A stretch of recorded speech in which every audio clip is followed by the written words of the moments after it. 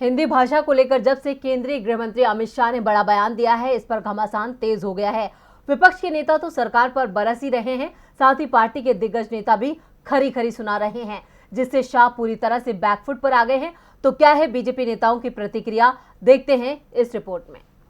जिस देश के लोकतंत्र को दुनिया का सबसे मजबूत लोकतंत्र कहा जाता है, जहां शिक्षा से लेकर भाषा का अधिकार दिया गया है, जहां विविध संस्कृतियों और भाषाओं को स्वीकार किया गया है, उस देश के हुक्मरान एक भाषा का इस्तेमाल करने पर जोर देते हैं, जिस पर घमासान छिड़ना तो लाजमी है।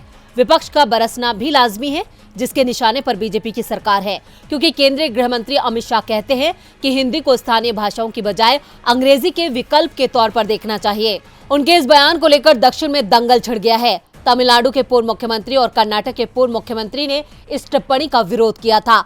तमिलनाडु की सत्तारूढ़ पार्टी डीएमके ने तो सड़कों पर उतरकर प्रदर्शन किया है। वहीं विरोधी दलों के साथ साथ दक्षिण में बीजेपी के नेता ही अपनी पार्टी को आड़े हाथों ले रहे हैं। बीजेपी की तमिलनाडु इकाई के नेताओं ने दावा किया कि किसी के भारतीय होने को साबित करने के लिए हिंदी सीखने की बाध्यता नहीं है।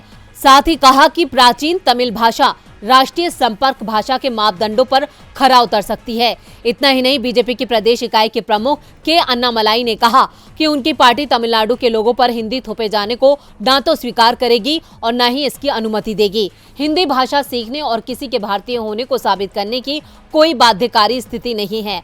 रोजगार या आजीविका के लिए कोई व्यक्ति हिंदी या अन्य भाषा सीख सकता है। इसी के साथ ही पूर्व केंद्रीय मंत्री पी राधाकृष्णन ने कहा कि किसी भाषा से नफरत करने की कोई जरूरत नहीं है, लेकिन तमिल का स्थान हिंदी या किसी अन्य भाषा को देना अस्वीकार्य है। प्रधानमंत्री नरेंद्र मोदी ने 2018 में स्वीकार किया था कि तमिल सबसे पुरानी भाषा है। यहां तक कि प्रधानमंत्री ने गैर तमिल छात्रों को तमिल सीखने की सलाह दी थी। बावजूद इसके गृह मंत्री हिंदी को जबरन थोपने की कोशिश कर रहे हैं, जिसे बर्दाश्त नहीं किया जाएगा। अब बीजेपी नेताओं का गुस्सा साफ बयां कर रहा है कि हिंदी पर दिए गए शाह के बयान को लेकर पार्टी में भारी रोष है, जिसे विपक्ष के तेवर और तल्ख हो गए हैं।